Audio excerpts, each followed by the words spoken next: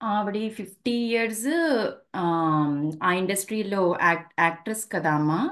ఆమె మొత్తం ఇన్వెస్ట్మెంట్ అంతా అందులోనే మేబీ. ఎవరు అడిగారమ్మా? ఎవరిని అడిగారు? ఎవరు అడిగారు? అంటే అది నిసర్గదత్త మహారాజా పాయింటర్స్ సార్. అక్కడికి వెళ్ళి ఆవిడ ఆ లీనియేజ్ లో సమ్ సత్సంగ్లో అడిగారనమాట.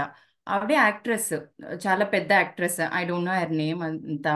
ఆ, అయితే ఆవిడ ఏమన్నారంటే, ఉమ్, నాకు నేను 50 ఇయర్స్ యాక్టింగ్ ఫీల్డ్లో ఉన్నాను, నాకు బాగా ఫాలోయింగ్ ఉండేది అంతా, నా దగ్గరికి వచ్చేవాళ్ళు. I use to that. అంటే ఇంక బాగా బిజీ షెడ్యూల్ ఉంటుంది కదా సార్ వాళ్ళకి, ఇంక అసలు ఉమ్. గ్యాపే ఉండదు, అసలు గ్యాప్ కూడా ఉండదు, కంటిన్యూస్ వర్క్ ఉంటుంది. అలాంటిది ఆల్ ఆఫ్ ఏ షడన్ ఆవిడకి ఏజ్ వచ్చేసింది, ఇంకా యాక్టింగ్ చేయలేదు సంథింగ్ అ పాయింట్. ఆవిడ అందులో ఉండలేకపోయింది అనమాట, అది అలవాటు అయ్యి. అంటే ఆవిడ ఎక్స్పీరియన్స్ ఆవిడ చెప్తుందనమాట.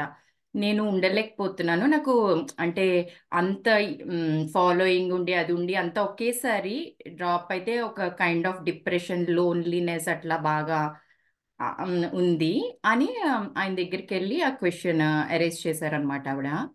అంటే ఆయన ఏం చేశారంటే, నువ్వు ఖాళీగా ఉండే బదులు why can't you take up the orphanage అని ఆయన ఇచ్చారట సలహా ఆమెకి, ఒక suggestion. Why can't you take orphanage. అది ఆర్ఫనేజ్? ఉమ్, అది ఆమెకి హెల్ప్ అయింది సార్ అది, యాక్చువల్లీ. అంటే ఆమె చాలా బిజీ షెడ్యూల్కి ఆ ఎంటీ మైండ్లో ఉండలేక, అంటే ఆ థింకింగ్ మైండ్ వచ్చి చాలా డిస్టర్బ్ చేస్తుందని మనం అర్థం చేసుకోవడానికి డీప్గా. అప్పుడు నీకెందుకు వర్కింగ్ మైండ్లో ఉంటే, నీకు ఆ థింకింగ్ మైండ్ బదులు working mind helps you more కదా అని ఆయన సజెస్ట్ చేశారనమాట. అట్లా ఆవిడకి అది వర్కౌట్ అయింది. అంటే ఇట్లా ఎగ్జాంపుల్స్ తీసుకుంటాను సార్, అంటే మేబీ కొంచెం ఏమైనా లోపలికి వెళ్ళగలుగుతామేమో అని జస్ట్ ఆవిడది అది. నేను ఇంకొక ఎగ్జాంపుల్ నా మైండ్లో ఉన్నది. ఆ, మ్, ఒక పెయిన్ గో త్రూ, ఇది సిచ్యువేషన్ ఇది సార్. ఇంకొకటి ఏంటంటే నా మైండ్లో ఉన్నది ఇప్పుడు రీసెంట్, ఆమె నాకు తెలీదు, అదే ఆవిడ పద్మభూషణ్ కూడా వచ్చింది ఆమె. ఓ, ఇంకా ఆవిడకి ఎడ్యుకేషన్ లేదు, ఏం లేదు, అందరికీ తెలిసే ఉంటుంది. తిమ్మక్క ఆవిడ పేరు. ఇప్పుడు 112 ఇయర్స్ ఆవిడకి.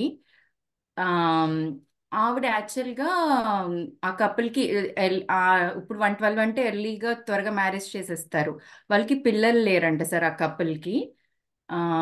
చాలా పెయిన్ గో త్రూ అయి ఉంటారు వాళ్ళ సిచ్యువేషన్లో. అంటే ఆ సిచ్యువేషన్లో అంటే ఇప్పుడు కామన్ అవ్వచ్చు పిల్లలు లేకపోవడం, అప్పుడు ఆ సిచ్యువేషన్లో అంటే ఇట్స్ మోర్ ప్రెషర్. ఒక విలేజ్లో ఉండి అన్ని సైడ్స్ నుంచి ఉండి వాళ్ళు బాగా పెయిన్ గో త్రూ అయ్యి ఉంటారు డెఫినెట్గా.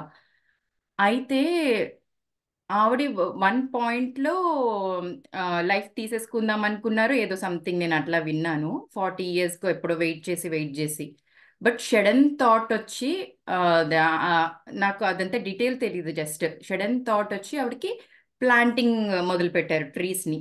వాళ్ళే బేబీస్, ఇద్దరు వైఫ్ అండ్ హస్బెండ్. చాలా స్ట్రెచ్ అన్నమాట. ఒక ఆ, ఎన్నో బనియన్ ట్రీస్, ఒక దగ్గర దగ్గర అప్రాక్సిమేట్గా 500 ట్రీస్ అట్లాగా ఆ, చేశారట. తర్వాత వాళ్ళ హస్బెండ్ పోయిన తర్వాత ఈవిడ కంటిన్యూ చేసింది, చాలా ఇన్స్పైర్ అయ్యారు. చాలా పేర్లు వచ్చినాయి, పద్మభూషణ్ అవన్నీ వచ్చినాయి. అంటే ఆవిడ గనక థింకింగ్ మైండ్లోనే ఉండిపోయి లైఫ్ ఎండ్ చేస్తే, ఈ 112 ఇయర్స్ పీరియడ్, 112 ఇయర్స్ సార్ ఆవిడకి. 40 maybe what ever it is, this period అసలు చూడలేరు కదా. లైఫ్ ఎంతో మందికి హెల్ప్ అయింది, ఎంతో జరిగింది. ఆ థింకింగ్ మైండ్ టేక్ ఓవర్ చేసేస్తే చాలా ప్రాబ్లం క్రియేట్ చేస్తుంది కదా. అంటే నేను ఎందుకు పర్టికులర్గా క్వశ్చన్కి వెళ్ళాలనుకుంటున్నానంటే, ఇప్పుడు ఇక్కడ అంటే నేను థింకింగ్ మైండ్ గురించి చూసి చాలా భయపడ్డాను సార్, యాక్చువల్లీ. అది అది ఎంతకన్నా దారితీస్తుందని పర్సనల్గా. ఇక్కడ అమెరికాలో ఎస్పెషల్లీ సూసైడ్ రేట్ బాగా పెరిగిపోతుంది సార్. అంటే నేను మామూలుగా స్టాటిస్టిక్స్ చూసిన, చిన్నపిల్లల్లో 10 to 14 అండ్ యూత్లో చాలా హై. అంటే పీరియడ్ పెరిగి ఆ 10 to 14 ఇయర్స్కి అసలు ఏం తెలుస్తుంది, ఏమి తెలియని ఏజ్ కదా. అసలు సూసైడల్ థాట్స్ అట్లా అది ఎందుకు అట్లా వస్తున్నాయి అసలు. యూత్లో అంటే చాలా లైఫ్ ఈ 112 పీరియడ్ కూడా చూడొచ్చు, వాళ్ళు ఎన్నో చేయొచ్చు, అసలు చాలా ఉంది. అసలు ఆ థింకింగ్ మైండ్ ఎలా డామినేట్ చేసి ఎలా తీసుకెళ్ళిపోతుంది అసలు. ఆ ఆ డేంజర్ని ఎలా చూడగలుగుతాం అసలు. అంటే నేను నా పర్సనల్గా నాకు నేను ఉండలేకపోయి ఆ, ఆ, అంటే నా పర్సనల్ కూడా తీసుకొస్తే ఒక కైండ్ ఆఫ్ అంటే పోస్ట్ పార్టమ్ పార్టమ్ డిప్రెషన్ అంటారు, వర్డ్స్ పెడతారు, ఫిల్ చేయిస్తారు. మీకు ఏమైనా డెలివరీ అయిన తర్వాత మీకు అట్లా అనిపిస్తుందా, అది అవన్నీ కూడా అడుగుతారు క్వశ్చన్స్ అన్నమాట. నేను అది ఎక్స్ప్లెయిన్ చెయ్యను కానీ ఒక పీరియడ్లో అది గో త్రూ అయ్యాను అనమాట. మా హస్బెండ్ సపోర్ట్ చాలా ఉంది, బట్ ఈవెన్ తో నేను కమ్ అవుట్ అవ్వలేకపోతున్నా. ఆ థింకింగ్ మైండ్ మొత్తం డామినేట్ చేసేసింది సార్. మొత్తం డామినేట్ చేసి అది ఎక్కడ వరకైనా తీసుకెళ్ళొచ్చు అని. ఎలా కమ్ అవుట్ అయ్యామో కూడా తెలీదు. థ్యాంక్ గాడ్ అది. ఇలా సిచ్యువేషన్స్ అంటే అసలు ఆ థింకింగ్ మైండ్ గురించి కొంచెం ఎక్కువ ఎలాబరేట్ వెళ్తే బెటర్ అని అనిపిస్తుంది నాకు అసలు. అది మోర్ పెద్దగా చూడగలితే అది కమ్ అవుట్ అవుతాం కదా ఈజీగా, అది గనక చూస్తే గనక అని. అంటే నేను కరెక్ట్ గా ఎక్స్ప్లెయిన్ చేశానో లేదో ఎగ్జాంపుల్స్ తో వెళ్తే అంటే అట్లా అనేసి. అది ఉమ్, చాలా బాధ అనిపిస్తుంది సార్. చిన్న పిల్లల్లో అది స్టాటిస్టిక్స్ చూస్తే ఎటు వెళ్ళిపోతుందా, ఈవిల్ డామినేట్ చేసేస్తుంది సార్. బాగా చాలా డామినేషన్ లో ఉంది. అసలు రెస్పాన్సిబిలిటీ చాలా ఉంది మనకి అని కూడా అర్థం అవుతుంది. ఆయన చెప్పిన సైకలాజికల్ గా ఫస్ట్ ఇన్నర్ గా రావాలి కదా అది. అట్లా అది దాంట్లోకి వెళ్తే బాగుంటదని అనిపిస్తుంది. Okay. Empty mind is devil's workshop, దాంతో బిగిన్ చేశారు మీరు కదా. Um, okay. What is this empty mind? Um, ఇది ముందు మనం చూడాలి. ఉమ్, ఎంటీ మైండ్ అంటే ఒక ఆ, పని ఎక్కువగా లేకుండా ఉమ్, చేస్తున్న పని రిటైర్ అయిపోతారు చేసి చేసి చేసి, వాళ్ళు ఎంటీగా ఫీల్ అవుతారు.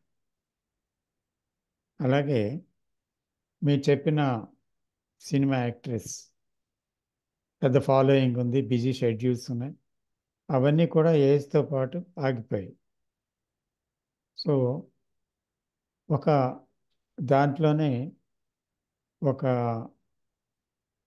ఖాళీ ఏర్పడింది, విరామం. ఉమ్, దాన్ని కూడా ఎంటీ మైండ్ అని పిలుస్తాం మనం. ఇంకా ఏ పని లేకుండా ఒక మనిషి కొద్ది రోజులు ఏదో ఒక వ్యాపకం ఏదీ లేకుండా ఖాళీగా ఉన్నాడు అనుకోండి, అలాంటప్పుడు కూడా ఏవేవో పిచ్చి పిచ్చి ఆలోచనలన్నీ వస్తాయి. అలాగే ఒక ఆ, జబ్బు చేసింది ఎవరికైనా, కొన్ని నెలలు ఒక పెరాలసిస్ లేకపోతే something like fracture, bone fractures, um, అలాంటివన్నీ ఏర్పడినప్పుడు బెడ్ రిడన్ అవుతారు. ఉమ్, ఎంత బిజీ షెడ్యూల్ ఉన్నా I can't move, I can't go for any work. Um, అలాంటి ఒక సిచ్యువేషన్లో కూడా ఒకలాంటి ఆ, నిస్త్రాణ, నిస్పృహ, ఆ తర్వాత ఫ్రస్ట్రేషన్, ఇలాంటివన్నీ కలుగుతాయి మనిషికి. సో ఇది కాకుండా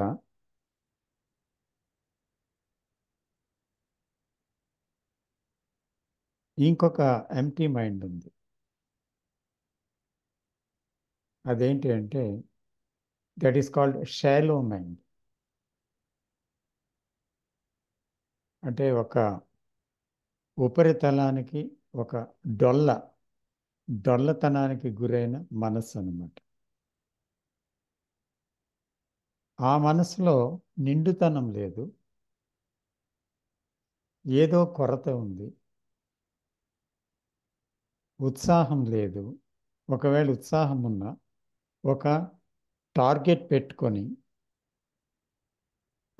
దానికోసం ప్రయత్నించి అది దొరకకపోతే నిరుత్సాహం, ఫ్రస్ట్రేషన్. అలాగే జీవితంలో ఆ, ఏదో కొరత, ఏదో బాధ, ఏదో అల్ప సంతోషం కూడా ఏదో కొంత విధంగా ఏదో దుఃఖంలోకి, భయంలోకి తీసుకొని వెళ్ళిపోతుంది. అది జరగదేమో, ఇది జరుగుతుందా, ఒకవేళ నా జీవితం ఇలాగ అవుతుందా, అలాగ అవ్వదా, ఇలాంటి ఒక ఆలోచనలో పడిపోతారు. తన ఫ్యామిలీ గురించో, డబ్బు గురించో, పదవి గురించో, లేదా అంటే సుఖం గురించో, లేదా అంటే కీర్తి ప్రతిష్టల గురించో, దేని గురించో ఆ, అది జరుగుతుందో జరగదో, అలాగవుతుందా అవదా అనే ఆలోచన వెంటాడుతూ ఉంటుంది. జరుగుతుందో జరగదో అంటే భవిష్యత్తు. సో ఆ భవిష్యత్తు ఇంకా రాలేదు, కానీ ప్రతి మనిషి ఆ భవిష్యత్ చింతనలో ఉంటాడు. ఎందుకంటే ఆయన ఒక మోటివ్తో పనిచేయడమే తెలుసు. ఆ మోటివ్లో ఒక టార్గెట్ ఉంటుంది, ఒక గోల్ ఉంటుంది, అందులో ఒక ఎఫర్ట్ ఉంటుంది. సో అది ఫుల్ఫిల్ అవుతుందా లేదా, ఒక విద్యార్థి నుంచి దశ నుంచి ఇంకా ముసలి అయినా కూడా ఇంకా ఏదో టార్గెట్స్, ఇంకా ఏదో ఒక ఆశ, ఇంకా ఏదో బ్రతకాలనో, ఏదో చెయ్యాలనో, ఏదో చూడాలనో, ఏదో పొందాలనో. అంచేత ఏదైతే ఇదంతా ఉందో అదే ఒక నిరుత్సాహం. అది కూడా, ఆ నిరుత్సాహం కూడా ఒక ఎంటీనెస్. సో కాబట్టి ఈ ఎంటీనెస్ అనేది చూస్తుంటే వేరియస్ టైప్స్ అన్నమాట. అయితే దాన్ని ఎంటీనెస్ అనకుండా ఇంకొక పదం కృష్ణమూర్తి గారు చక్కటి పదం వాడారు, లోన్లీనెస్ అని. ఒంటరితనం అంటే, ఈ ఒంటరితనాన్ని మీరు జీవితంలో మీరేదో సందర్భంలో అనుభవించానని చెప్పారు. అలాగే ప్రతి ఒక్కరు కూడా ఒంటరితనం అనేది మనిషికి తెలియంది కాదు. సో ఆ ఒంటరితనంలో ఇవన్నీ ఉన్నాయి, ఇప్పుడు మీరు చెప్పినవన్నీ, ఇంకా నేను చెప్తున్నవి కూడా. కాబట్టి ఆ ఒంటరితనంలో ఉన్న మనిషి ఏం చేస్తాడంటే తనకి సంబంధించిన, తన జీవితానికి సంబంధించిన విషయాల్ని, ఆ ఆ వలయము, ఆ జ్ఞాపకాలు, ఆ అనుభవాలు, ఆ పరిధిలో ఉన్న విషయాన్ని చింతిస్తూ కేవలం ఆ సర్కిల్లో జీవిస్తూ ఉంటాడనమాట. అంటే తను ఏర్పరచుకున్న, తనకు తెలిసిన జీవితం అనే సర్కిల్, ఆ పరిధిలో, ఆ వృత్తములో తను జీవిస్తూ ఉంటాడు. సో జీవితం అంటే ఒక పెద్ద మ్యాప్, వరల్డ్ మ్యాప్ లాగా. కానీ ఇతను నిర్మించుకున్నది ఏంటి, ఆ మ్యాప్లో ప్రపంచ పటంలో చిన్న ఊరులాగా, ఇంత గ్రామంలాగా. సో కాబట్టి ఎప్పుడైతే ఆ, దాని మీదే అతనికి దృష్టి పూర్తిగా ఉందో,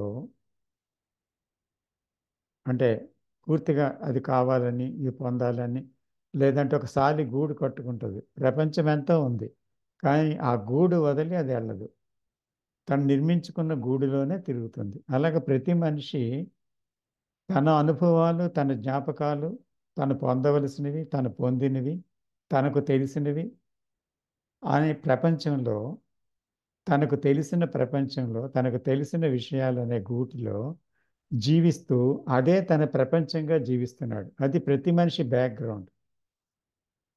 అంటే ఆ ప్రపంచ పటంలో చిన్న ఊరు, తను నిర్మించుకున్న గృహం, ఆ గృహమే పరిమితి అన్నమాట.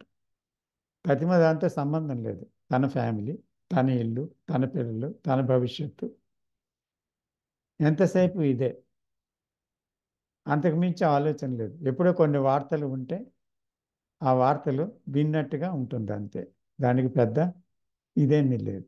కానీ తిరిగి తిరిగి తన గురించి ఆలోచనలే ఎక్కువైపోతాయి. అందరూ ఆ పరిధిలో జీవిస్తున్నాం అన్నమాట. అంటే అక్కడ తెలిసిన పరిధి అనే పరిధిలో ఈ ఒంటరితనం ఉంది. So it separates everything from that self centred activity. So ఆ స్వీయ కేంద్రం ఏది ఉంటుందంటే దాంట్లో తనకు తెలిసిన విషయాల సమాహారం అది. దాని నుంచి బయటపడడానికి మనిషి ఒప్పుకోడు అనమాట. తెలిసిన దాంట్లో తిరుగుతాడు.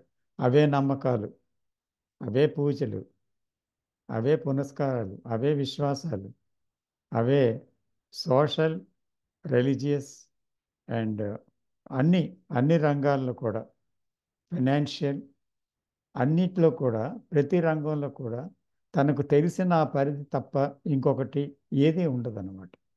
దాంట్లోనే ఆ బాధ్యత అనే పేరుతో, ఆ ముసుగులో, ఆ భారముతో తిరుగుతూ ఉంటాడు, ఆ బరువు మోస్తూ. సో ఇది ఒక ఒంటరితనం అన్నమాట. అంటే తనకి తానే నిర్మించుకున్న ఒక బందికాన, ఒక జైలు అన్నమాట. సో ఆ జైల్ని డెకరేట్ చేస్తాడు. డెకరేట్ చేసి అందులో ఆనందిస్తుంటాడు అనమాట. అంటే మనం రూములో అన్ని సర్దీసి డెకరేట్ చేస్తాం, లైట్ ఇదే. అలాగేంటంటే తను అప్పుడప్పుడు చిన్న చిన్న మార్పులు చేసుకొని డెకరేట్ చేసుకుంటాడు. అలాగే ఎక్స్టెన్షన్స్ చేసుకుంటాడు. తను ఈ పని నుంచి ఆ పని పెంచుకుంటాడు, ఈ పని నుంచి ఆ పని పెంచుకుంటాడు. ఇలాంటి ఒక సంఘంలో చేరతాడు, మరొక దాంట్లో చేరతాడు, ఇంకో దాంట్లోకి వెళ్తాడు. ఇలాగా తన పరిధిని విస్తరించుకుంటాడు. విస్తరించుకున్న పరిధే కదా, పరిధి విస్తారం అవుతుంది. ఇప్పుడు ఆవుకి ఒక కన్నె కట్టారు. ఆ కన్నె ఎంత దూరం ఉంటుందో అంత దూరంలో తిరుగుతుంది. ఒక పెద్ద రోప్ తెచ్చి కట్టారు తర్వాత, అది గింజుకుంటుంటే, కానీ ఆ రోప్ పరిధిలో తిరుగుతుంది. కానీ పరిధే కదా. So it is limited with that. So అందుకని మనం ఎంత ఎక్స్టెన్షన్ చేసుకున్నా, ఎన్ని మార్పులు చేసుకున్న జీవితంలో ఏమవుతుందంటే we are living in our own thoughts, in the in our own world which we have created for ourselves. మన ప్రపంచం అనేటువంటి ఒక ప్రపంచాన్ని మనం నిర్మించుకొని దాంట్లో తిరుగుతున్నాం. ఇది ఒంటరితనం. ఈ ఒంటరితనం ఎప్పుడైతే ఉందో ఇది విసుగుకు లోనవుతుంది. అంటే బోర్డమ్. ప్రతి మనిషి జీవితంలో చూడండి విసుగు అనేది ఉంటుంది. అందుకే ఏమైంది, there is a great lot of entertainment world which is increasing daily. The whole universe in the world. ఇన్ని అన్ని కాదు advertisement. If you on TV or YouTube or anything, social media, anything.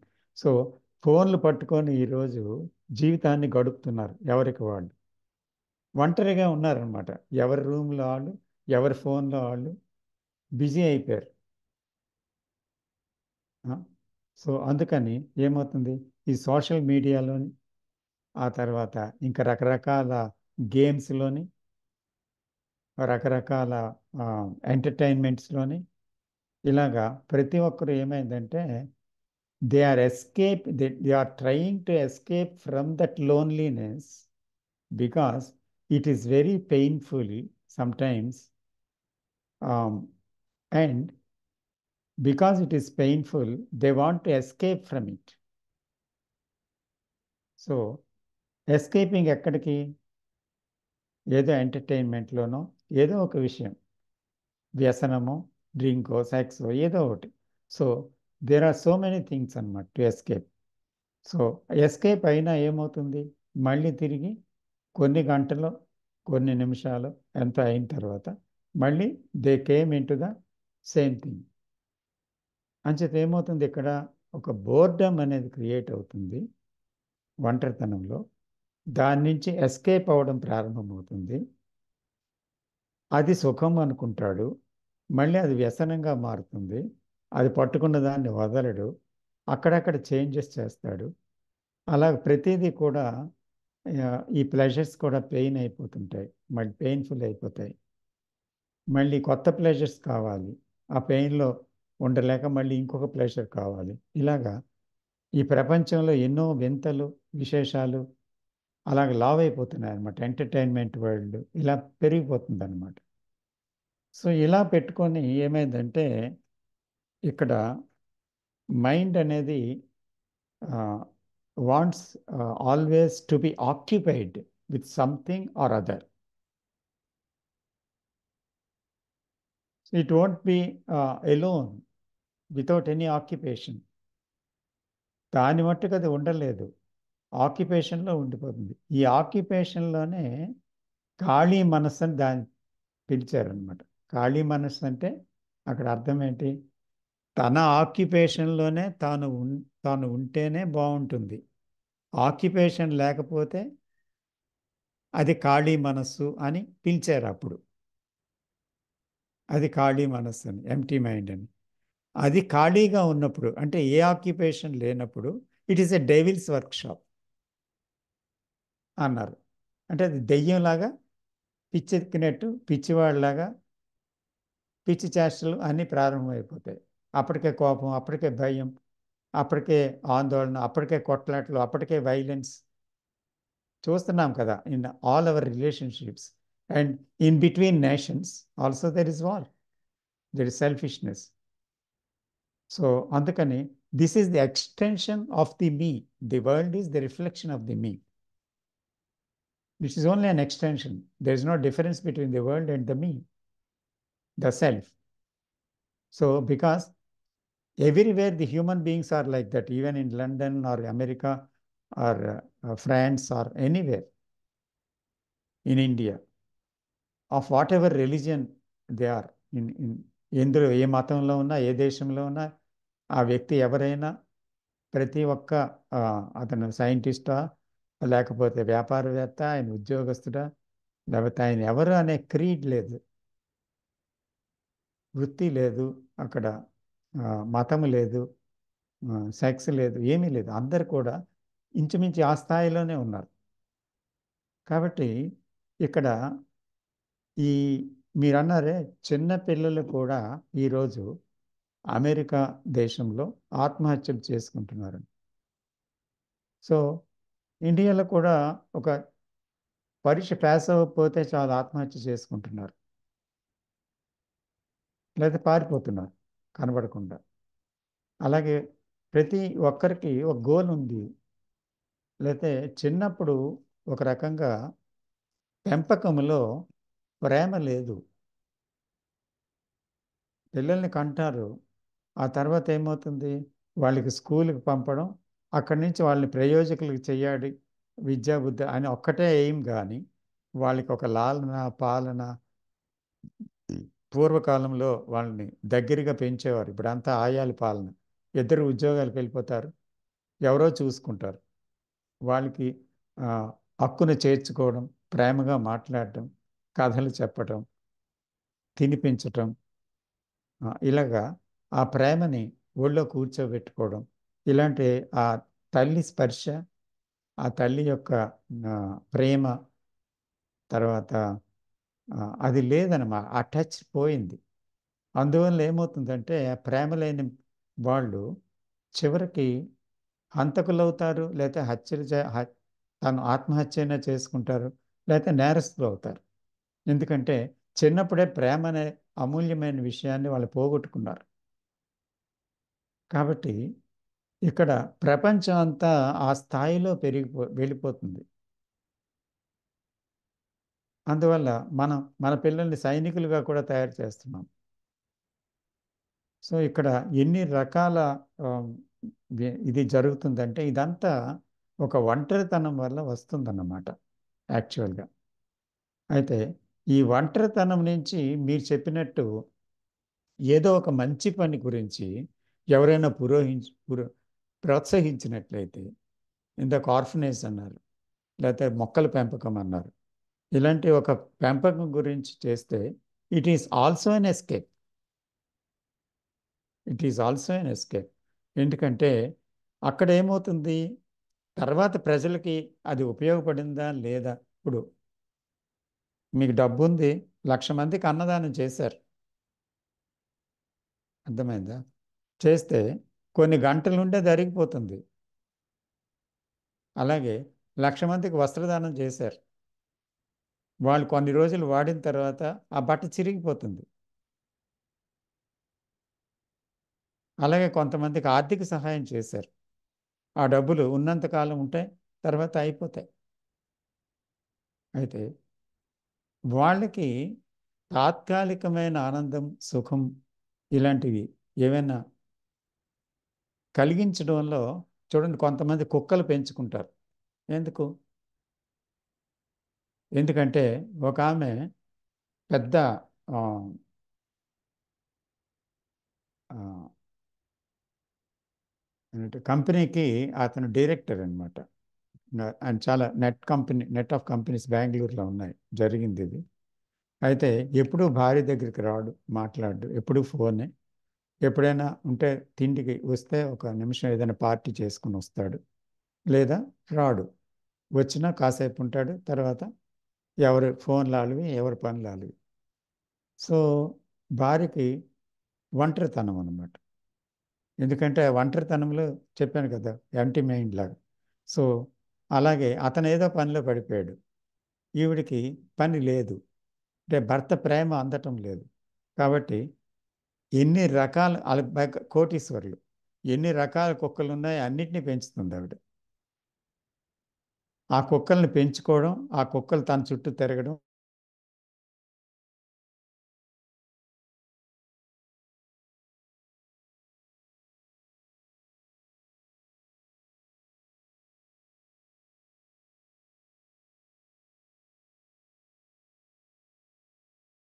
జంతువుల యందు ప్రేమ, జంతువుల యందు అభిమానం దేనికోసం? ఆ జంతువులు తనను ప్రేమిస్తున్నాయని, తనకు కాలక్షేపం అవుతుందని. అంటే అందులో అందులో కూడా సెల్ఫ్ సెంటర్డ్ యాక్టివిటీ ఉంది. అలాగే ఒక పని చేశారు, ఆర్ఫనైజ్ని చూస్తున్నారు. చూస్తుంటే ఓ పేపర్లో మంచి ఇది, లేకపోతే ఇంకా గొప్పగా దేశంలో బాగా చేస్తే ఏదో ఒక ప్రభుత్వం పురస్కారం ఇచ్చింది, షీల్డ్ ఇచ్చింది, లేదా అంటే వాళ్ళందరూ గొప్ప గౌరవంగా చూశారు. ఈమె నా జీవితం ధన్యమైందని అందరూ చెప్తుంటే నిజమే ధన్యమైందని అనుకుంటుంది.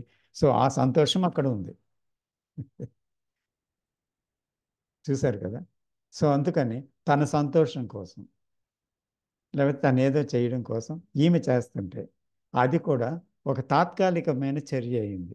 కానీ దానివల్ల ఎవరు లాభాన్ని పొందారు? ఎవరు సెల్ఫ్ నుంచి బయటపడ్డారు? వృక్షాలు పెంచితే సెల్ఫ్ నుంచి ఎవరు బయటపడ్డారు? వాళ్ళు సేద తీరారు, ఆనందించారు. అలాగే ఆర్ఫనేజ్లో ఉంటే వాళ్ళకి డబ్బు ఉంది, వాళ్ళు ఏదో కొంచెం బాగుపడ్డారు, ఈమెను పొగిడారు, ఆమె తృప్తి పడింది, సెల్ఫ్ బాగుంది.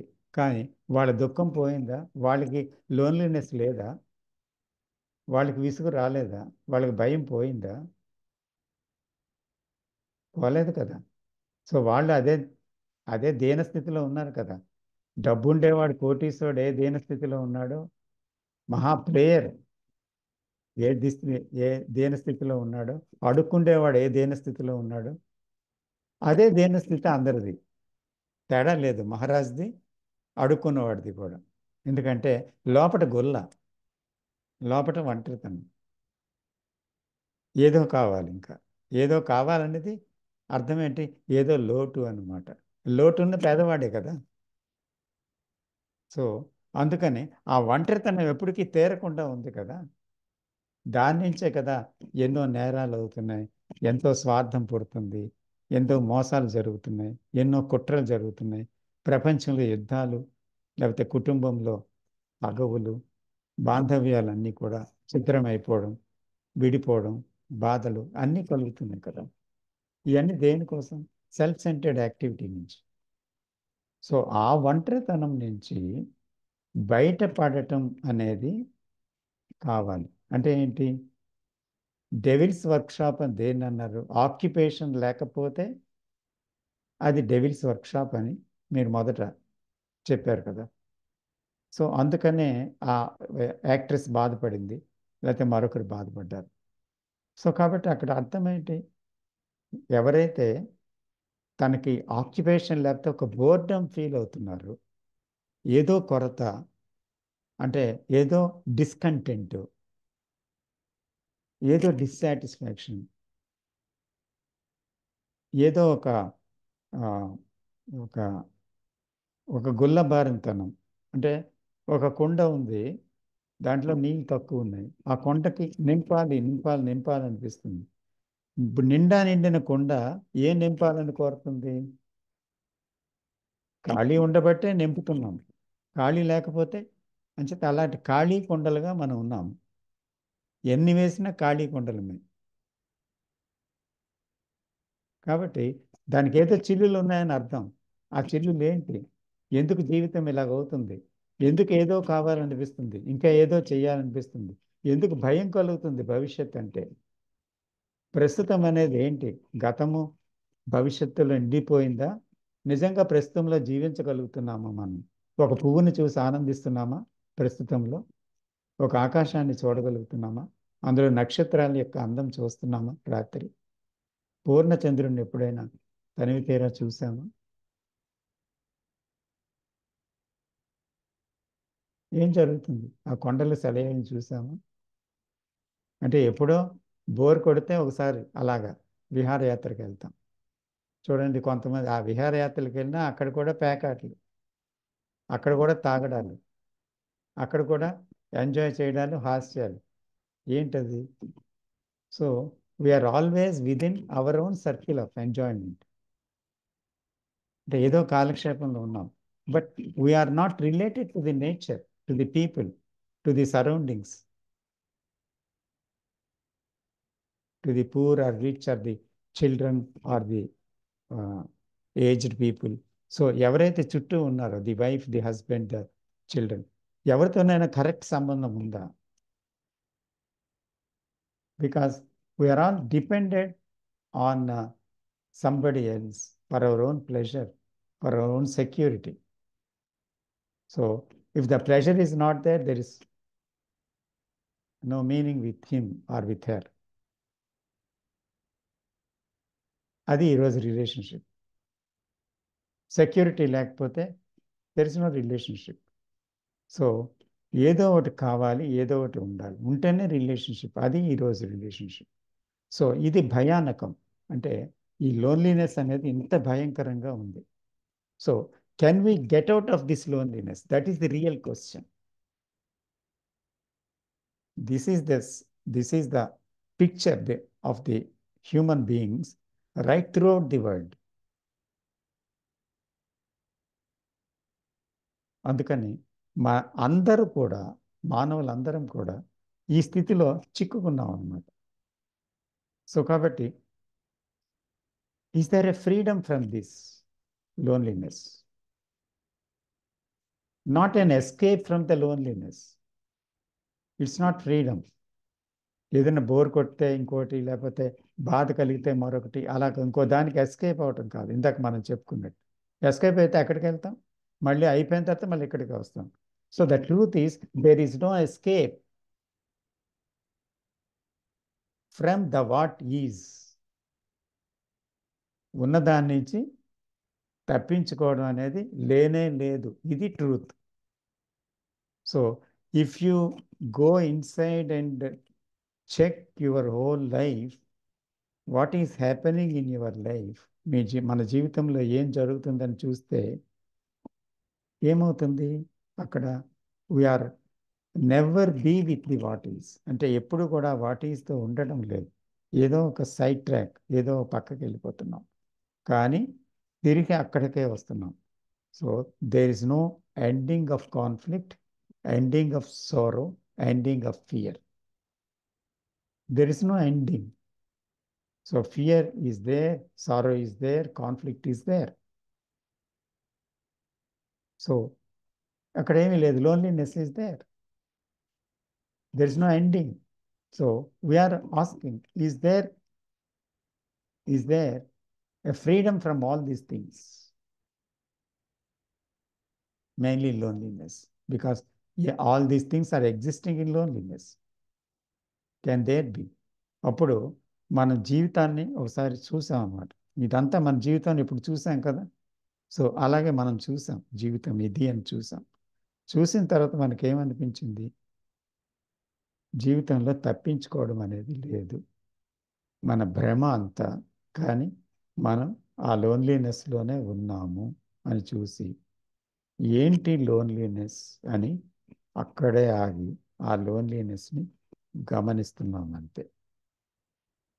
No more escape. ఎందుకంటే even suicide is an escape కదా. మీరు ఇందాక చెప్పారు suicide, that is also an escape, a big escape. So ఏంటి ఎస్కేప్స్ అన్న, ఎస్కేప్ అది ఏం చేయాలి అసలు? ఈ లోన్లీనెస్కి ఒక పరిష్కారం అంటూ ఉందా? ఏం జరుగుతుంది అంటూ మనం చూసాం లోపట. ఎస్కేప్ లేదు కదా అని. ఎస్కేప్ ఎక్కడా లేదనుకోండి, అప్పుడు ఏమొచ్చేస్తుంది? మనం దాంతోనే కదా ఉండాలి. అది తెలుసుకున్నాం మనం. There is no way. So we are confronted with the what is. That is that loneliness, that boredom, that frustration, or that discontent. దాంతో అలాగే ఉంటే ఏమైంది? We are with it and we are deeply questioned it, and we came to an answer that we do not know, isn't it? We do not know. That is the answer, isn't it? How to escape అని అడిగాము, but that answer is ఇలాగా అలాగా అని చాలాసార్లు mind చెప్పింది. అన్ని రకాలుగా పరిగెట్టాం, మళ్ళీ అక్కడికే వస్తున్నాం. కాబట్టి ఏం తెలుసుకున్నాం? పరిగెట్టడం అనేది ఇంకా లేదు, దాంతో ఉండాల్సిందే అని తెలుసు. సో తెలుసుకున్నప్పుడు ఎలా ఉంటాం అని అంటే ఐ డోంట్ నో అని చెప్తుంది మైండ్. ఎందుకంటే అది అన్నీ చూసింది, అప్పుడు ఏం చెప్తుంది? I don't no.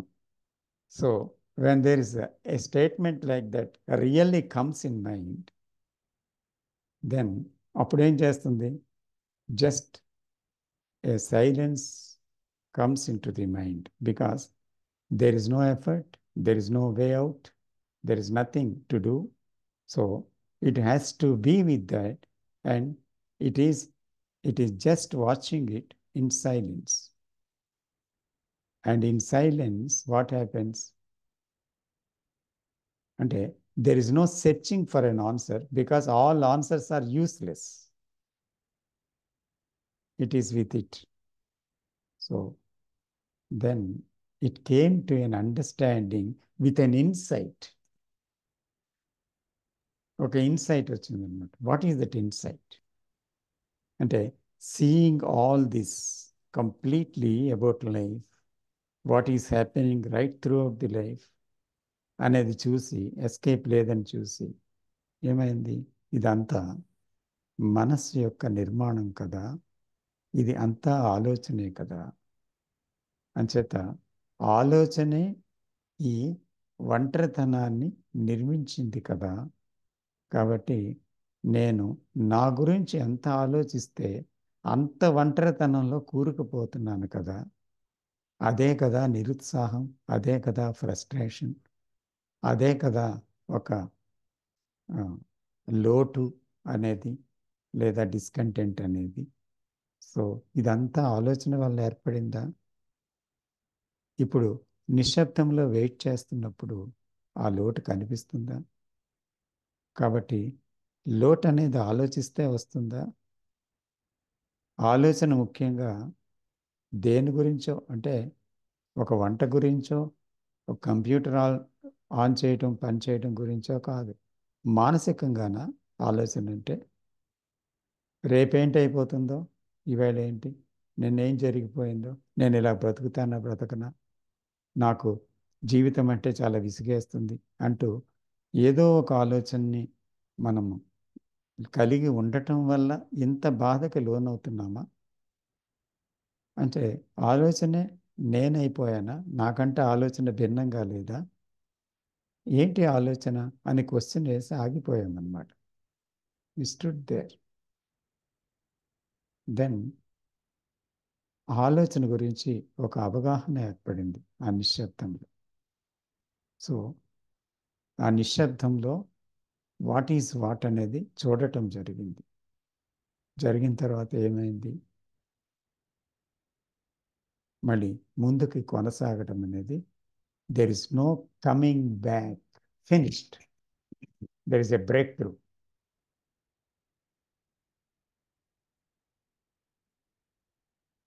అది నిజమైన ఎలోన్నెస్ అనమాట. So only through loneliness, the undergoing through the loneliness, you can enter in to that aloneness. So but if you escape from this loneliness in different methods, take any life, any ఎంత కాలమైనా తీసుకోండి, but you are still there. అందుకని there is no ending of the loneliness with thought, because the thought is loneliness. So అర్థమైన తర్వాత ఏమైంది? The very understanding comes from that insight. So you just relieve from that. So that is freedom from that loneliness, that empty mind. That empty mind really is freedom from that whole psychological movement. That is actually the empty mind, which is called the whole mind, the holy mind, which is the religious mind. Not the organized religious mind, but the truly religious mind, which has love and compassion. And always there is great ananda. There is gratefulness. There is bliss. There is ecstasy. There is love. There is compassion. So ఇది ఉన్నవాడికి ఎవరిని చంపుతాడు, ఎందుకు ఆత్మహత్య చేసుకుంటాడు, ఎందుకు mental వస్తుంది, ఎందుకు పిచ్చెత్తిపోతాడు, ఎందుకు రకరకాల విషయాల కోసం పరిగెడతాడు. కాబట్టి this is the way out.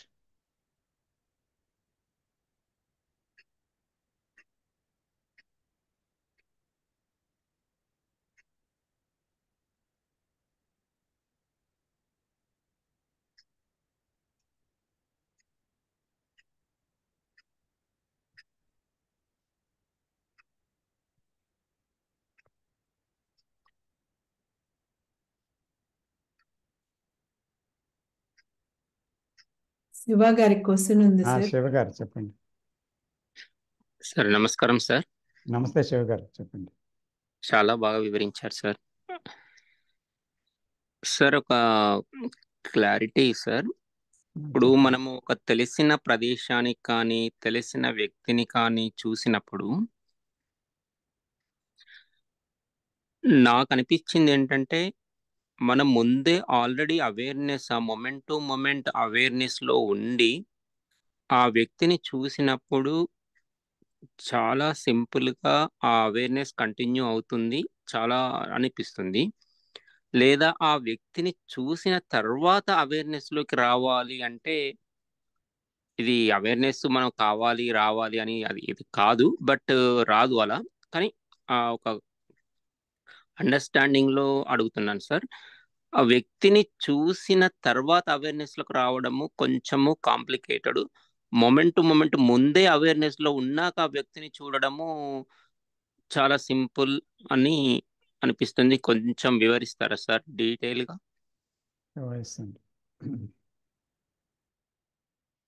ఇప్పుడు జీవితం అంటే యాక్చువల్గా there are it is full of incidents, isn't it? రకరకాల సందర్భాలే జీవితం. సో ఈ సందర్భాలు వ్యక్తుల వల్ల ఏర్పడవచ్చు, పరిస్థితుల వల్ల ఏర్పడవచ్చు, అనేక రకాలుగా ఏర్పడవచ్చు. అయితే ఎక్కువ ఏంటంటే ఈ ఇమేజెస్ అనేవి ఒక ప్రధాన పాత్ర వహిస్తాయి దీంట్లో. అంటే what we have in the mind about such and such a person, such and such a object, such and such an event, ఇలాగా ఒక్కొక్క విషయానికి ఇది సుఖమనో, ఇది దుఃఖమనో, ఇది భయమనో, ఇతను శత్రువనో, ఇతను మిత్రుడనో, ఇతను ఇటువంటి వాడనో, నేను ఇదనో, నేను అదనో, నా గురించో ఇతరి గురించో ఒక అభిప్రాయము స్థిరంగా మన మనస్సులో ఏర్పడి ఆల్రెడీ అనుభవాలతో ఉంటుందన్నమాట. యాక్చువల్గా అనేక అనుభవాలతో కూడుకున్నదే మనస్సు. అనుభవాలు లేని మనస్సు కాదు అది. సో అది అనేకమైన ముద్రలు వేసుకుంది, అనేక అభిప్రాయాలతో ఉంది, అనేక నిర్ణయాలతో ఉంది.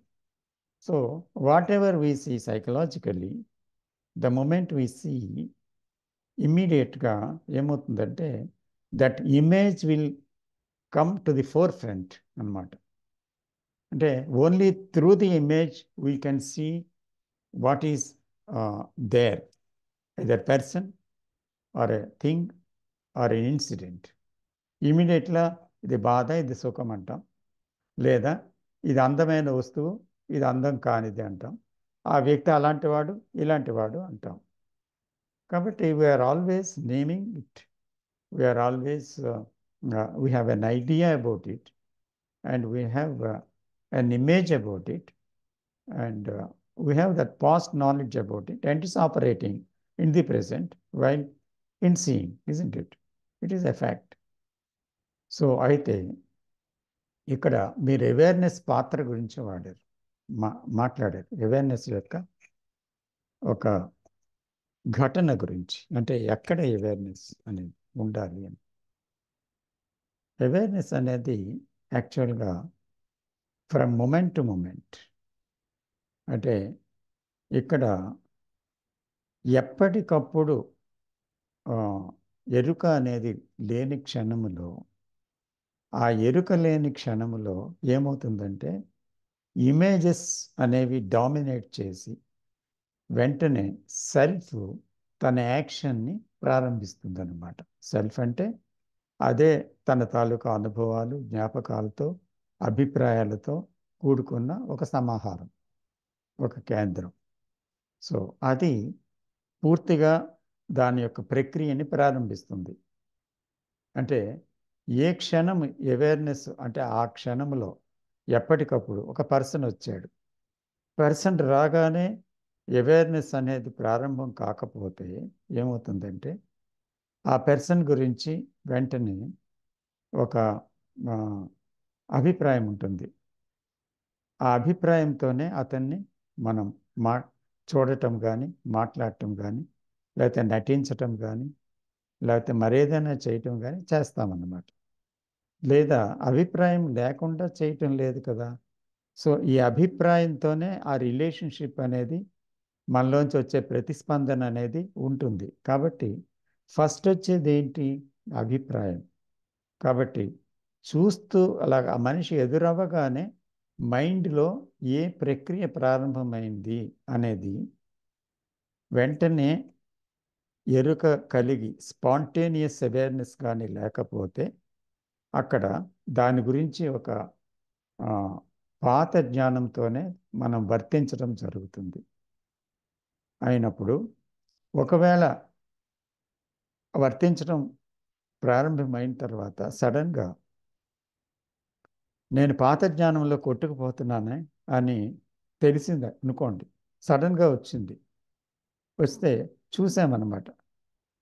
ఇప్పుడు నేను గట్టిగా మాట్లాడుతున్నాను, నేను గట్టిగా మాట్లాడుతున్నాను అనేటువంటి అంత వాయిస్ అవసరం లేదు అని అక్కడ మాట్లాడుతుండగా సడన్గా ఎరుక కలిగింది.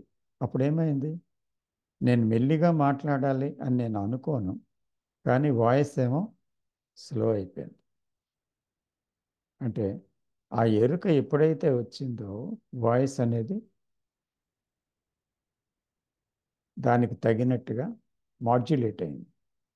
అదేవిధంగా ఒక పర్సన్ని చూసినప్పుడు వెంటనే కొన్ని అభిప్రాయాలు రాగానే కూడా ఒక ఒక క్యారెక్టర్ అనేది మనలోంచి బయటకు వచ్చి దాన్ని గతంతో ఒక అభిప్రాయంతో మనం ముందుకి రియాక్ట్ అవ్వడానికి సిద్ధంగా ఉండేటప్పుడు దాన్ని చూడగలిగినప్పుడు కూడా ఆ డిజార్డర్ని చూసిన వెంటనే మరుక్షణం ఆర్డర్లోకి రాగలుగుతాం మనం. అయితే కొంత దూరం వెళ్ళిన తర్వాత కొంతమందికి ఎలాంటంటే అదంతా పూర్తయిన తర్వాత అయ్యో నేను ఇంత విన్నాను, ఎంత చదివాను, ఎంతో అర్థం చేసుకున్నాను, అయినా ఇంత జరిగిన తరిగిపోతే అంతా అయిపోయిన తర్వాత నాకు అయ్యో ఇలాగేంటి అని అనిపిస్తుంది అని మళ్ళీ ఒక రకమైన గిల్ట్ వస్తుందన్నమాట.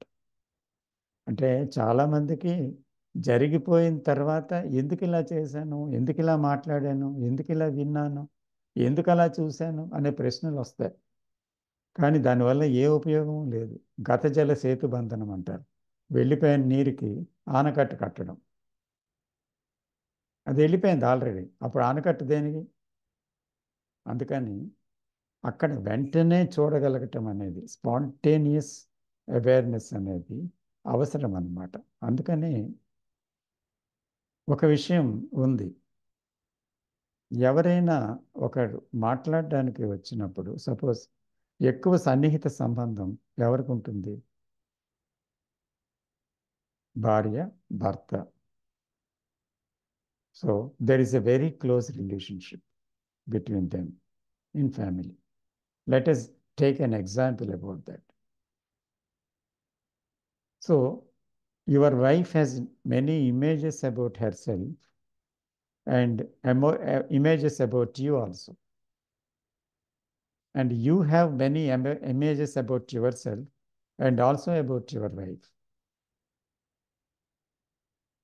అయితే నా వైఫ్ గురించి నేనేవో ఇమేజెస్ ఉన్నప్పుడు నా గురించి కూడా నాకు ఇమేజెస్ ఉన్నాయి.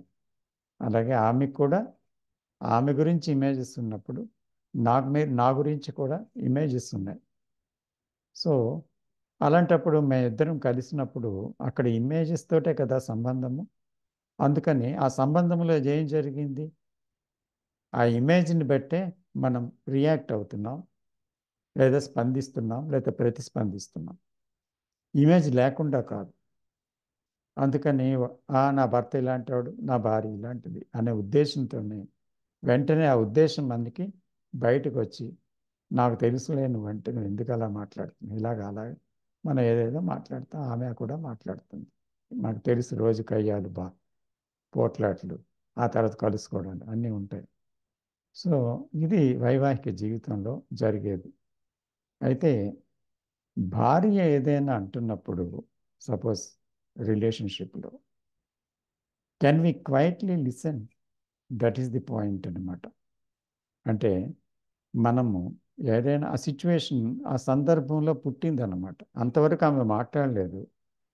She raised her voice and she opened her mouth for certain thing. ఆమె ఏదో మాట్లాడుతూ ఉందన్నమాట. సో అందులో మీ తప్పు ఏదో చూపిస్తుందో, లేకపోతే అబ్యూస్ చేస్తుందో, లేకపోతే ఏమవుతుందో తెలియదు. ఏదో something she is talking about in my relationship with her, ఏదో మాట్లాడు. So can I listen completely what she is saying at that moment without giving a reply immediately with a reaction, and just watch what is happening in my mind while she is talking about me? నా గురించి మాట్లాడుతున్నప్పుడు నాలో ఏమవుతుంది అని జవాబు చెప్పకుండా, వెంటనే జవాబు ఇవ్వకుండా, just can I watch a moment, few moments, what is happening, and that movement of thought in my mind, నాలోని ఏం జరుగుతుంది అని చూడగలనా కొంతసేపు. Because in that silence only, that means in that silence means there is awareness.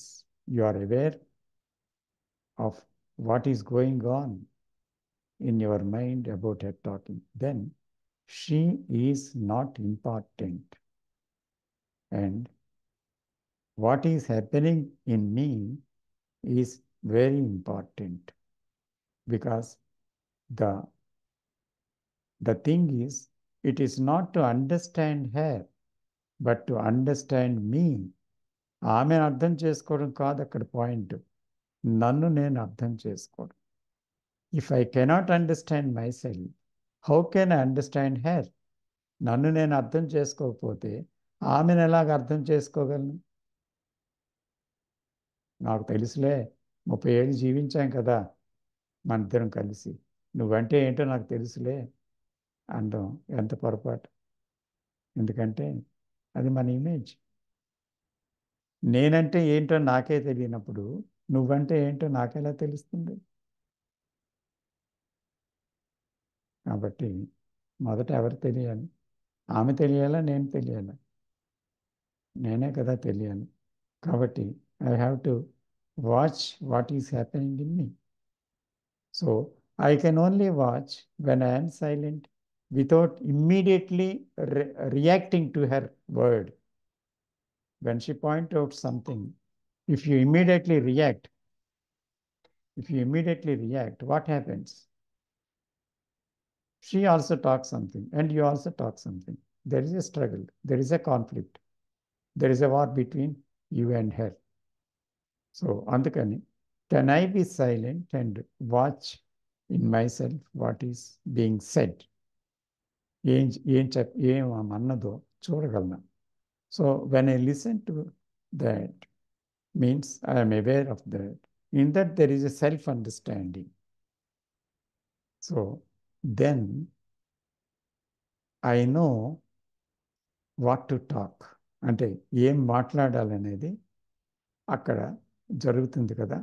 And that is not reaction, that is only action.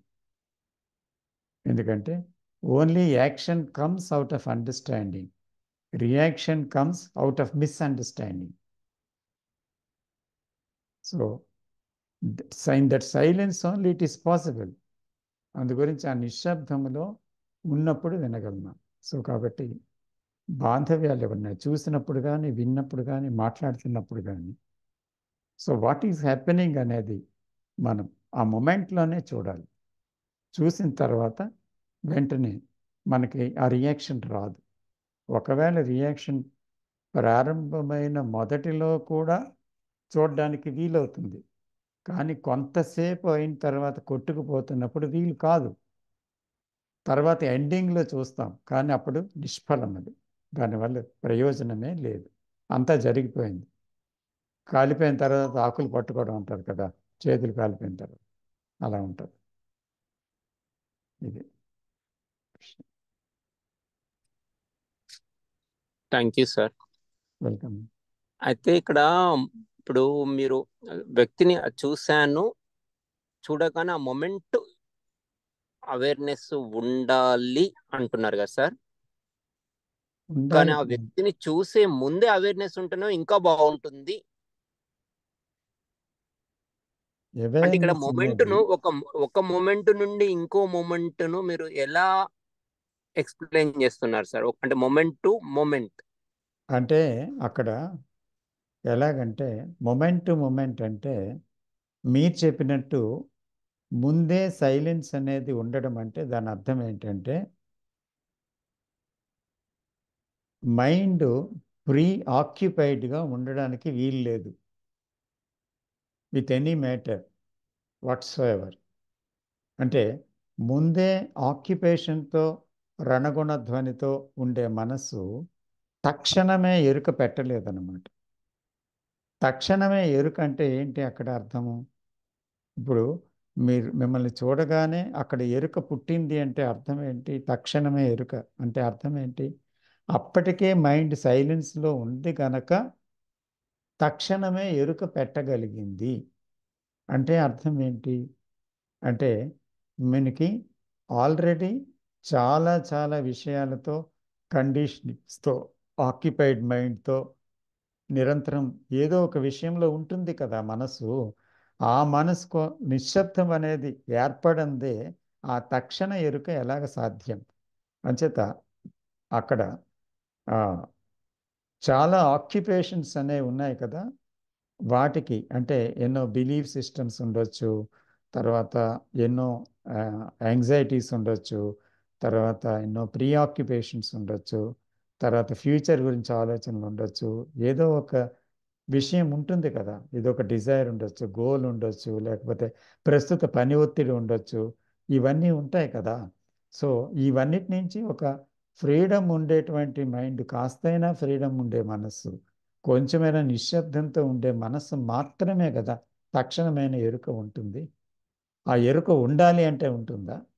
ఆ ఆ నిశ్శబ్దం అనేది ఆ అటువంటి ఒక మానసిక స్థితి ఏర్పడినప్పుడు ఆ ఎరుక ఉంది అక్కడ, ఆ క్షణంలో ఉంది అక్కడ, ఆ ఉంటుంది అక్కడ. సో అది లేనప్పుడు ఉండడానికి అవకాశం లేదన్నమాట. తెచ్చిపెట్టుకునేది కాదు, ఆ తక్షణమే ఉండాలి అంటే రాదు, అది అంతే. దానికి ఈ గ్రౌండ్ ఉందా లేదా, నిశ్శబ్దం అనే గ్రౌండ్ వచ్చిందా లేదా, అది చాలా సెల్ఫ్ అండర్స్టాండింగ్లో అది చాలా వరకు సైలెంట్ అయిందా లేదా, ఇన్సైట్స్లో సైలెంట్ అయిందా లేదా, కండిషనింగ్స్ ద్వారా సైలెంట్ అయిందా లేదా, కండిషనింగ్స్ ఆగి, అది అన్నీ కావాలి మనకి. Otherwise there cannot be instantaneous awareness.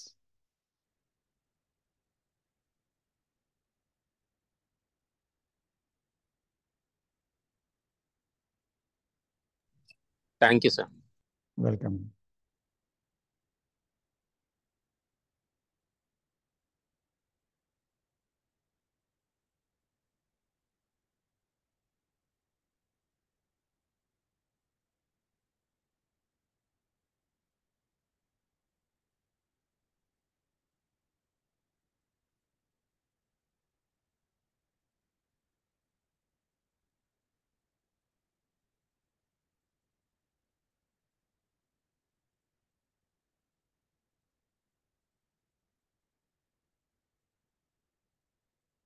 Just a minute.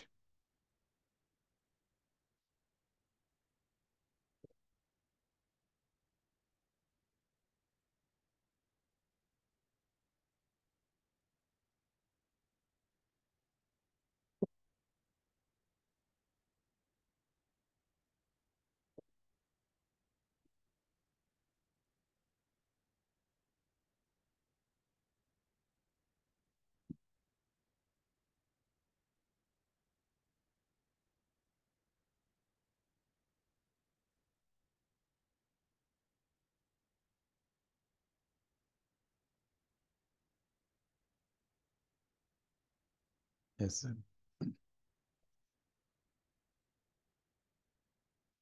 Meena Kumar గారు.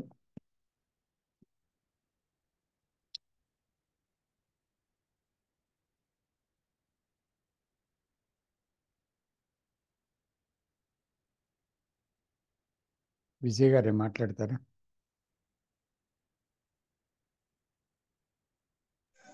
సార్ చెప్పండి. నేను అది మ్యూట్ అయిపోయిందని చూసుకోలేదు, మాట్లాడుతూ ఉన్నాను. అయ్యో.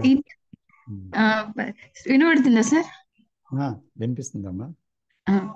ఇంతకుముందు అన్నారు కదా సార్, ఇది ఎరుకని తీసుకొని రాలేము దాన్ని, అది సైలెంట్ మైండ్ ఉంటేనే ఆటోమేటిక్గా అక్కడ వచ్చేస్తుంది. ఇది తెచ్చి పెట్టుకోవడం కానీ వచ్చేసిందని కూడా తెలియదు కదా సార్. అంటే నాకు ఒక డౌట్ ఉంది సార్. ఇప్పుడు నే ఎవరైనా వచ్చారనుకో, అంటే ఎవరినైనా చూస్తున్నప్పుడు వాళ్ళని చూస్తున్నప్పుడు నార్మల్గా మాట్లాడుతున్నాం, కానీ వాళ్ళ ప్రీవియస్ది మనకి ఏమి అంటే ప్రీవియస్ ఇమేజ్ అంటే ప్రీవియస్ నాలెడ్జ్ ఏమి మనకి అప్పుడు ఆ టైంలో రావట్లేదు. ఇదేనా సార్ ఇన్స్టెంట్ అంటే? వాళ్ళతో మనకు అనుభవాలు ఉండొచ్చు, కానీ ఆ సమయంలో అవి ఆపరేట్ అవ్వవు. అదే సార్, అంటే నేను నాది నాకు అనిపిస్తుంది సార్, నన్ను ఎవరినైనా చూసినప్పుడు నాకు అంటే ఇంతకుముందు నాకు అనిపిస్తుంది సార్, నేను చూసినప్పుడు వాళ్ళ గురించి నాకు ఏం అనిపించట్లేదు అనమాట మనసులో. అంటే నాకు ఏం అనిపించదు, జస్ట్ జనరల్గా మాట్లాడుతున్నాను. ఇది ఏమన్నా అన్నారు కదా సార్, ఇది ఇన్స్టంటేనియస్ అవేర్నెస్. అంటే ఇది తెచ్చి నాకు అక్కడ ఏం అర్థమవుతుందంటే, అక్కడ మనకు ప్రయత్నం ఏం లేదు, ఏం చేస్తలేము, కానీ మనకు వాళ్ళ గురించి ఏం పాస్ నాలెడ్జ్ తెలుస్తలేదు, జనరల్ గా మాట్లాడుతున్నాం. అదే కదా సార్. అంటే ఆ ఇమేజ్ రాదు. We may have experiences with her or with him, but ఆ స్పాట్లో ఆ జ్ఞాపకాలు పనిచేయవు. ఉమ్, అవును సార్. ఇంకోటి సార్, లాస్ట్ టైము అది పిల్లలు అల్లరి చేసినప్పుడు బాగా ఇది చేసినప్పుడు కోపం వచ్చినట్టుగా అనిపించి వెళ్ళి నేను కూడా తిడుతున్నాను పిల్లలని. తిట్టేసి వచ్చిన తర్వాత నాకు ఏం అనిపిస్తుంది అంటే, కోపం వచ్చినప్పుడు మనకు శ్వాస ఫాస్ట్ అవుతుంది అండ్ కొంచెం బాడీలో కొంచెం చేంజెస్ వస్తుంది కదా సార్. అండ్ కొద్దిసేపు దాకా దాని గురించి ఆలోచన ఉంటుంది ఆ కోపం గురించి అని. కానీ తిట్టి పిల్లలని సైలెంట్ చేసి ఇద్దరు అల్లరి చేస్తుంటే తిట్టి వచ్చి కూర్చున్న తర్వాత వీ- అసలుకి ఇంతకుముందు ఏం జరిగింది అన్నట్టుగా అనిపిస్తుంది సార్. అండ్ అండ్ అది కంటిన్యూ అవ్వట్లేదు. అసలు నిజంగా ఎందుకు తిడుతున్నానో కూడా అర్థం అంటే రియల్ గా తిడుతున్నట్టుగా అనిపిస్తలేదు సార్. ఏదో వాళ్ళిద్దరిని గొడవ నుంచి అప్పటికి సెట్ చేయాలి, తర్వాత అది కోపం అనిపిస్తలేదు సార్ నాకు రియల్ గా. ఇది లాస్ట్ టైం శివ గారు చెప్పినట్టు నాకు కూడా ఇది ఫీల్ అయినాను సార్ నేను ఇది. ఇది అంటే ఇప్పుడు మాట్లాడుతుంటే కూడా క్వశ్చన్స్ అంతగా ఏం అడగాలి అనేది కూడా అనిపిస్తలేదు సార్. అది కొంచెం ప్రాబ్లం అవుతున్నది నాకు, ఏం క్వశ్చన్ అడగాలి అని. ఏం అడగాలని ఏం లేదు, పుడితే వస్తుంది లేకపోతే రాదంతే. వింటున్నాను సార్ అంతే, జస్ట్ లిజనింగ్ వింటున్నాను అంతేగాని నాకు ఆ, ఏం అడుగుదాము అని ఏం క్వశ్చన్స్ రావట్లేదు సార్ నాకు. వస్తే అడుగుతాం ఎవరైనా, లేకపోతే రాము, అడగం. క్రియేట్ చేసుకొని అడగకూడదు కదా. ఆ, అదే సార్, నాకు అట్లా కొంచెం క్వశ్చన్స్ అనేది రావట్లేదు నాకు. ఓన్లీ లిజనింగే ఉంటున్నది కానీ ఆ లిజనింగ్ లో కూడా వింటున్నాను కానీ దాన్ని మళ్ళీ ఇట్లా ఏమంటారు, లేలే ఇది ఇట్లా అని అన్నట్టు కూడా ఉంటలేదు సార్. జస్ట్ లిజనింగ్ అనేదే ఉంటున్నది. అది ఒకటి అబ్జర్వ్ చేశాను సార్. ఉమ్. ఏం సార్ క్వశ్చన్స్ అయితే లేవు సార్ నా దగ్గర. ఇక్కడ నేను మీదే నేను మాట్లాడచ్చండి. హలో. ఆ, చెప్పండి. అదే మీదే మీనా కుమారి గారు చెప్పిన దాంట్లోనే ఇక్కడ పిల్లల దగ్గర అదే కంటిన్యూ చేస్తున్నాను సార్. బాబు కోప్పడతాం, నెక్స్ట్ మూమెంట్లో ఉండదు. ఎందుకంటే వాళ్ళు ఆ చివరి వరకు తీసుకెళ్తారు. ఆ బిహేవియర్ ఉంటుంది కదా సార్, ఆ బిహేవియర్కి మనము ఎలా చెప్పాలో, వాయిస్ రేస్ చేయాల్సి వస్తుందో, ఎట్లా చేయాల్సి వస్తుందో అది చేస్తాం. తర్వాత మూమెంట్ నెక్స్ట్ ఏంటి ఇట్లా చేసామన్నది అదే సేమ్ ఎక్స్పీరియన్స్ నాకు కూడా ఉంది. మీనా కుమారి గారు ఏదంటున్నారో అది. బట్ ఇప్పుడు బిహేవియర్ అంటూ ఒకటి ఉంటుంది, వాళ్ళు బిహేవ్ చేసేదానికి పర్సన్ యాజ్ ఎ ఐడెంటిటీ కాదు, బిహేవియర్కి పర్సన్కి సార్. నాకు ఇక్కడ కొంచెం క్లారిటీ, చేసే బిహేవియర్కి మనకు కనపడుతుంది. అంటే ఎగ్జాంపుల్ ఎలా తీసుకోవాలి, బాగా విసిగిస్తారు, ఇంకా అక్కడ వరకు తీసుకెళ్తారు వాళ్ళు. ఎట్లా నిజంగా రియల్ టీచర్ అని అనిపిస్తుంది నాకైతే. ఆ ఆ చివరి వరకు తీసుకెళ్తారు. ఆ ఆ బిహేవియర్కి వస్తుంది, వాళ్ళ మీదకి వెళ్ళదు. అంటే ఈ రెండాటికి కొంచెం డిఫరెన్స్ సార్. ఆ, వాళ్ళు చేసే బిహేవియర్కి మనకి కోపం వస్తుంది, వాళ్ళ మీదకి కోపం వెళ్ళదు. అర్థమైందో లేదో నాకు. ఆ, గాట్ ఇట్. ఆ, ఇక్కడ there are 2 పాయింట్స్ ఇక్కడ, యాక్షన్ అండ్ రియాక్షన్. రియాక్షన్ అనేది మనం ఒకదానికి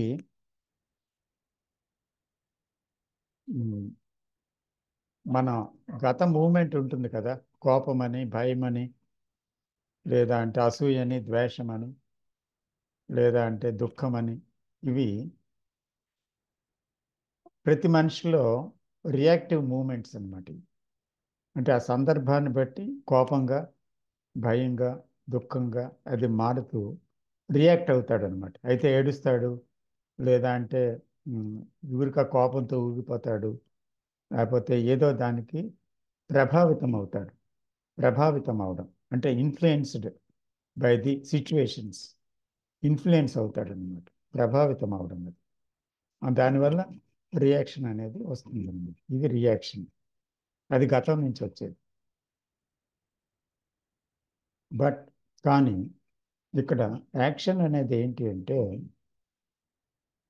అక్కడ అక్కడ ఆ సమయంలో రెస్పాండ్ అవుతారు మనిషి. అంటే సపోజ్ కృష్ణజీ ఏమంటారంటే ఈ విషయంలో, if there is love, whatever you do is the right action. ప్రేమ కానీ అక్కడ ఉంటే నువ్వేది చేసినప్పటికీ అది సమ్యక్ చర్య, అది కరెక్ట్ యాక్షన్. అది గట్టిగా అరిచావా, రైట్ యాక్షన్. నెమ్మదిగా మాట్లాడావా, రైట్ యాక్షన్. ముద్దు పెట్టుకున్నావా, రైట్ యాక్షన్. సో దాన్ని తీసుకోగలిగావా, ఇది రైట్ యాక్షన్. సో అందుకని అక్కడ ప్రేమ భావం ఉందా అనేది అన్నమాట. ఆ ప్రేమతత్వం అనేది ఎక్కడైతే ఉందో అక్కడ ఆ సమయంలో ఆ మనిషి గట్టిగా మాట్లాడవచ్చు. ఈవెన్ చెప్తారు బుద్ధుడి గురించి, Buddha is also roared like a lion అని. ఒక సింహం లాగా గర్జించేవాడట కొన్ని కొన్ని సందర్భాల్లో. అంటే అర్థం ఏంటి, అతని కోపం వచ్చిందని. అంటే ఆ విషయం ఏంటి అంటే అక్కడ ఒక స్పందన వస్తుంది అక్కడ. దేనికోసం ఉంది అంటే ఒక ఒక ఆర్డర్తో కూడింది అది, ఒక క్రమగతమైనది అది. సో నిజంగా చెక్ చేసుకోవాల్సింది ఏంటంటే ఎవరిని వారే అక్కడ. అంటే మనం ఒక భరించలేక ఒక సిచ్యువేషన్లో అలా అరిచేమా, లేకపోతే అక్కడ ఎప్పుడు ఉండే స్థితిలో ఉండే ఆ ప్రేమే ఉందా, ఆ ప్రేమ అరిచిందా, నేను అరిచాను అనేది ఎవరికి వారు చెక్ చేసుకోవాలి. చెక్ చేసుకుంటే వాళ్ళకి తెలిసిపోతుంది అది.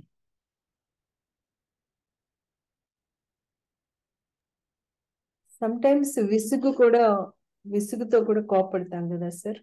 విసుగుతో కూడా వస్తుంది, అదే రియాక్షన్ కూడా. యా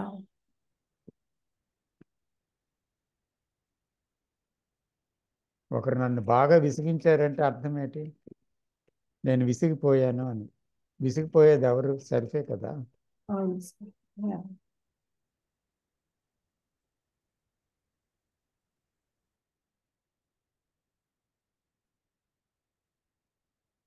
తర్వాత అరిచేసి మర్చిపోవచ్చు, దాని గురించి ఏమీ లేకుండా ఉండొచ్చు, అది వేరే సంగతి.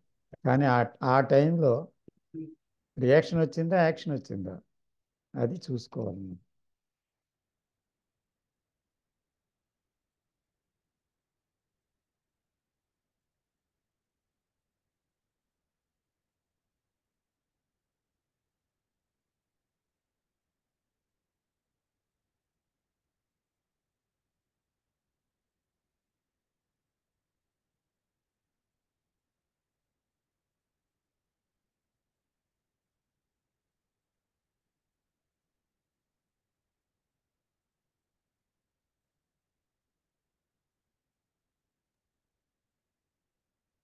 ఇక్కడ రిపిటేషన్ కూడా సార్. ఏమా, మనం రిపీట్. రిపీట్.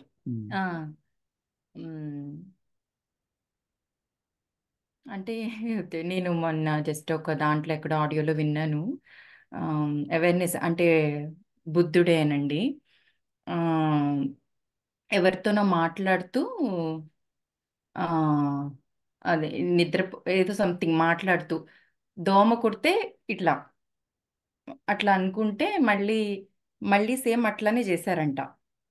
అది మళ్ళీ ఎందుకు చేశారు అంటే ఆ, అదేంటి, నేను అవేర్తో చేయలేదు అన్నట్టు ఏదో అలా విన్నాను సార్ నేను. అది కరెక్ట్గానో కాదు. అంటే ఇప్పుడు జస్ట్ నార్మల్గా మాట్లాడితే ఇట్లా అనేస్తాం ఏదో ఒకటి, అంటే మనకు అలవాటైపోయి ఆయన స్టేజ్ అలా పాత హ్యాబిట్తో అన్నానను, ఐఎమ్ నాట్ ష్యూర్, బట్ ఇక్కడ తీసుకొస్తున్నాను. అలా మనలో చాలా ఉంటాయి కదా సార్, రిపీట్ అయిపోతాయి, చూసుకోము. ఆ ఆ ఆ రిపిటేషన్లో ఆ అవేర్నెస్ రావాలంటే చాలా టఫ్. నేను ఎందుకు అడుగుతున్నానంటే అన్ని యాక్టివిటీస్ చేస్తాం, రిపీట్ అయిపోతుంది. నాకు ఇప్పుడు కార్ డ్రైవింగే వచ్చిందంటే అలా వెళ్ళిపోతాము, అంత వచ్చు కదా అనే దాంతోనే వెళ్ళిపోతాము. జస్ట్ ఏదన్నా వస్తే సడన్గా చేస్తాం. అప్పుడు కొంచెం అవేర్లోకి వస్తుంది అని అనిపిస్తుంది. ఇవి హ్యాబిట్ అయిపోయినాయి కదా అని అంత అవేర్నెస్. అంటే నేను ఏం చెప్దాం అనుకుంటున్నా అంటే ఈ రిపిటేషన్లో నుంచి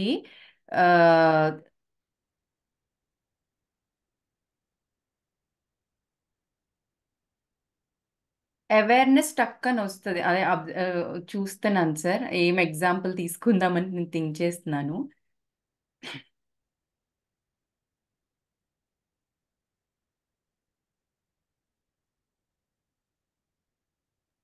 కొన్ని కండిషన్డ్ హ్యాబిట్స్ అంతే. Condition habit. That's a habit. అంటే ఒక దోమ కుట్టిన అలా చేయటం అలవాటు అయిపోతుంది. బట్ వీఆర్ నాట్ అవేర్, అంతే. ఈవెన్ ఫుడ్ తినేటప్పుడు కూడా అవేర్నెస్ లేకుండా తినేసేస్తుంటాము. అది అవేర్ గా లేదు అని ఇన్అటెన్షన్ నోటీస్ చేసినప్పుడు అటెంటివ్ గా అయ్యి we're aware of what we're doing. అట్లాగే పిల్లల్ని కోపడేటప్పుడు కూడా ఒక అలవాటుతో అలవాటు అయిపోయింది అలా కోపడటము. ఆ కోపడటానికి ముందు అటెంటివ్ గా ఉంటే maybe that action comes with love, or love brings the action అని అదేనా మీరు చెప్పాలని ట్రూ. అదే అమ్మా, కరెక్టే. హ్యాబిట్స్.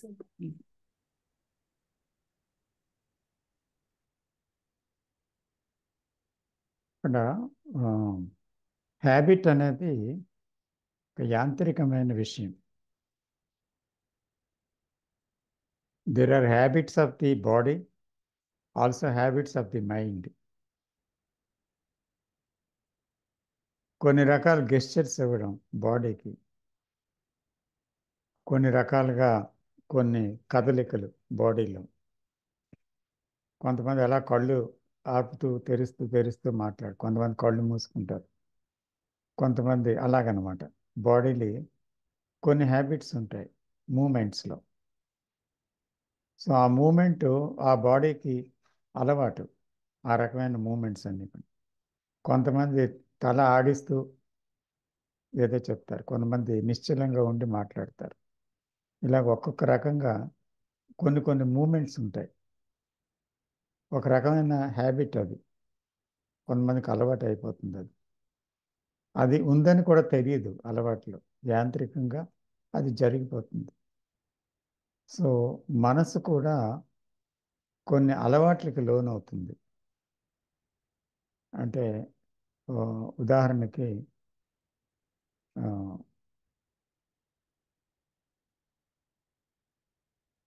అది ఒక పదాన్ని తిరిగి తిరిగి వాడుతుంది. సపోజ్ అంటే అంటే అంటే అనేసి నేను మాట్లాడాను అనుకోండి, అన్నిసార్లు అంటే అనక్కర్లేదు, కానీ అంటుంటాను అన్నమాట. దట్స్ ఇట్ అంటుంటాను ఏదో ఒకటి. సో కొన్ని పదాలని అంటుంటాను. సో ఆ పదాలు అనడం అంటే ఒక హ్యాబిట్ అనమాట, ఆ పదాలు అనడం. అంచేత ఈ అలవాట్లు అనేవి ఏంటి అంటే కొన్ని బాడీలీ ఆర్ సైకలాజికల్ హ్యాబిట్స్ లాంటివి. అంటే కొన్ని ఒక యాంత్రికంగా చేసేవి కొన్ని ఉంటాయన్నమాట. దీనివల్ల అపకారం పెద్దగా లేదు, ఎందుకంటే అది ఆ రకంగా వినియోగిస్తుంది అంతే. కానీ కొన్ని రకాలైన విషయాలు, కొన్ని హ్యాబిట్స్ని బాడీ అలవాటు చేసుకుంటే ఆ హ్యాబిట్ కాకుండా ఇంకొకలాగా ప్రవర్తించలేని కండిషనింగ్ ఒకటి వస్తుంది. ఇలాగే మాట్లాడాలి, ఇలాగే చెయ్యాలి, ఇలాగే ఉండాలి అనే ఒక పద్ధతి మైండ్లో స్థిరంగా ఉంటుందన్నమాట. కాబట్టి ఆ స్థిరత్వంతో ఒక స్థిరత్వంలో ఉండిపోతాడు అనుకోండి మనిషి. ఇది ఇదే అనేసి, అంటే ఒక నిర్ధారణలోకి వచ్చి సైకలాజికల్ హ్యాబిట్ ఇది అని ఆ హ్యాబిట్లో దాన్ని చూడకుండా ఆ హ్యాబిట్లో యాంత్రికంగా కొనసాగుతాడు. కొన్ని కొన్ని హ్యాబిట్స్ అవి ఒక మానసికంగా కొన్ని అలవాట్లకి నిర్ధారణ అయిపోవడం అన్నమాట. అంటే ఒక రకంగా రెస్పాండ్ అవ్వటము, ఒక రకంగా తను ఇతరుల గురించి అంటే తన అలవాట్లని వదలలేకపోవడము, ఆ అలవాట్లలోనే జీవించాలని అనిపించటము మానసికంగా, ఇలాంటివి కొన్ని స్థిరంగా ఉండిపోతాయి. ఈ అలవాట్లు అనేవి ఏం చేస్తాయంటే మనిషిని ఒక యాంత్రిక జీవితానికి అలవాటు చేస్తాయి. కాబట్టి ఎక్కడ ఈ అలవాట్లు ఒక రకమైన కండిషనింగ్లోకి తీసుకొని వెళ్ళిపోయి అలా చేయకుండా నేను ఉండలేను, అలాగే చెయ్యాలి అనేటువంటి ఒక పరిస్థితిని కల్పిస్తాయో అవి చెక్ చేయాలి. ఆ హ్యాబిట్స్ని అంటే అన్ని హ్యాబిట్స్ కావయి, చిన్న చిన్న ఉంటాయి. ఒక మాటలో చిన్నది ఊత పదం కింద వాడతారు కొంతమంది. అలాగే శరీరం కొన్ని కదలికలు ఉంటాయి, మాట్లాడుతున్నాం ఏవో చిన్న చిన్నవి ఏవైనా ఉంటాయి, అది ఓకే, దానివల్ల ఎవరికి బాధ లేదు. కానీ ఒక అలవాటు లేకపోతే అది నేను ఉండలేననే ఒక పరిస్థితి నిర్బంధం అవుతుంది. ఆ రకమైన విషయాలు ప్రమాదకరం. కాబట్టి ఏ అలవాటు మనిషిని ఆ నిర్బంధంలో ఉంచుతుందో, ఒక స్థిరత్వం ఇది ఉండాలి అనేటువంటి ఒక నిశ్చయానికి రావడం జరుగుతుందో అది చెక్ చేసుకోవాలి, అది చూడాలన్నమాట. We have to see that.